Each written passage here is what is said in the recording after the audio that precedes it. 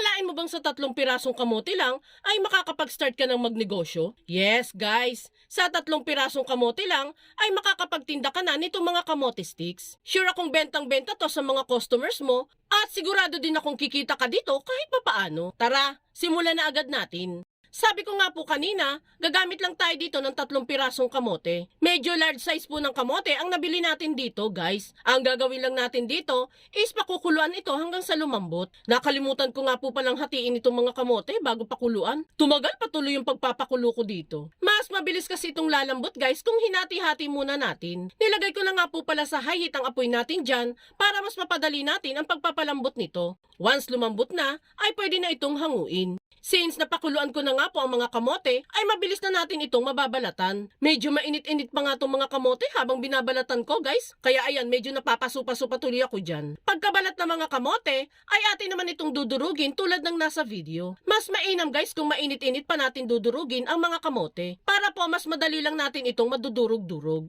Dudurugin lang natin ito hanggang sa wala ng malalaking chunks ng kamote ang makikita dito. Kapag nadurog na ang kamote, ay maglalagay naman tayo dyan ng half cup ng asukal at 1 pirasong itlog. Since pang negosyo nga po ito, medyo konti lang ang ilalagay nating asukal dito, guys, para medyo tipid tayo sa gastos ng sangkap. Hindi din naman po ito magiging matabang since manamis-namis din naman po ang kamoting nabili natin. Halo-haloin lang muna natin itong mixture hanggang sa matunaw na ang asukal at mag-mix na thoroughly ang mga sangkap. And once po na nahalo-halo na natin yan, pwede na po tayo dyan maglagay ng 1 cup ng cornstarch. Tandaan niyo po, guys, na para lang sa half kilo ng kamote ang recipe na pinapakita ko po sa inyo ngayon. Kung ininegosyo ito at maramihan ang gagawin ninyong mixture, doblehin nyo na lamang po ang ingredient na ilalagay ninyo. I-mix-mix lang muna natin yan at masamasahin hanggang sa maging dough na ang ating mixture dito. At habang naghahalo tayo ng mixture, gusto ko lang munang pasalamatan sila Ma'am Mary Miode ng Davao del Sur, Ma'am Elma Bawi ng Isabela, at si Sir Lorenzo Santos ng Rizal. Thank you po lagi sa panonood, Ma'am and Sir.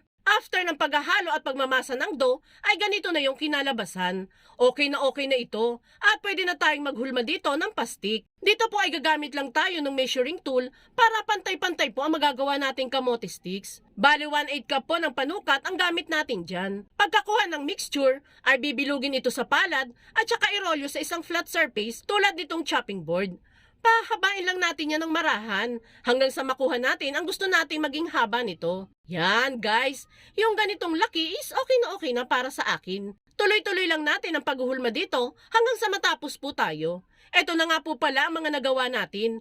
Nakagawa tayo dyan ng 20 pieces ng kamote sticks. Pero pwede pa po yung dumami or kumonte, depende sa sukat na gagawin ninyo. Para naman sa coating ng ating kamote sticks, ay maglalagay lang muna ako dyan ng egg white sa isang plato. Bale, 1 itlog lang naman po yan, guys. Then maglalagay lang tayo dyan ng konting tubig para mas dumami itong pang-coating natin. Bit lang natin yan hanggang sa magsama na ang egg white at ang tubig. And once okay na, ay pwede na nating i-coat isa-isa dito ang mga nagawang kamote sticks. Then, pagka-coat ng egg white, ay i-coat naman natin yan sa sesame seeds. Bali, magkaibang kamay po ang ginamit natin sa pagko-coat ng egg white at ng sesame seeds para hindi naman po maging makalat sa kamay natin. Once ma-coat na ng sesame seeds, ay i-roll naman ulit natin yan sa chopping board natin para mas dumikit pang maigi yung sesame seeds sa kamote sticks natin. At kung hanggang ngayon ay nanonood ka pa, it means na nagkaka-interest ka sa pang-negosyo recipe na sinishare natin today. At kung sakali pong magugustuhan mo itong kamote sticks recipe natin, pwede po bang pusuan mo naman ang video natin? At mag-comment ka na din po dyan sa baba kung taga saang lugar po kayo. Malay mo, ma-shoutout kita sa mga susunod na videos na gagawin pa natin. Maraming salamat po! Yan, guys! Matapos nating ma-coat at ma-process itong mga kamote sticks, ay maaari na natin yang lutuin. Dito po ay nagpapainit na tayo ng mantika sa kawali. At kapag mainit na yan, ay pwede nang ilagay isa-isa yung mga kamote sticks na nagawa natin. Lulutuin lang natin yan na nasa medium to low heat lamang po. Madali kasing nasusunog ang sesame seeds, guys, kapag malakas ang apoy. Kaya dapat ay alalay lamang po. Lulutuin lang natin itong mga kamote sticks ng 10 to 12 minutes or hanggang sa mag-brown na ang outer layer nito. And once mag-brown na lahat ng kamote sticks, ay pwede na natin itong hanguin at isa lang na ang next batch ng lulutuin. And there you have it, guys. Ready to sell na ang ating simple pero masarap na kamote sticks. Basta, para ma-maximize or mapalaki ninyo ang income ninyo, dapat po ay marunong kayong mag-costing para naman po di malugi ang gagawin ninyong negosyo. Kaya itag mo na din ang buong pamilya at barkada ninyo at subukan nyo na din gumawa nito.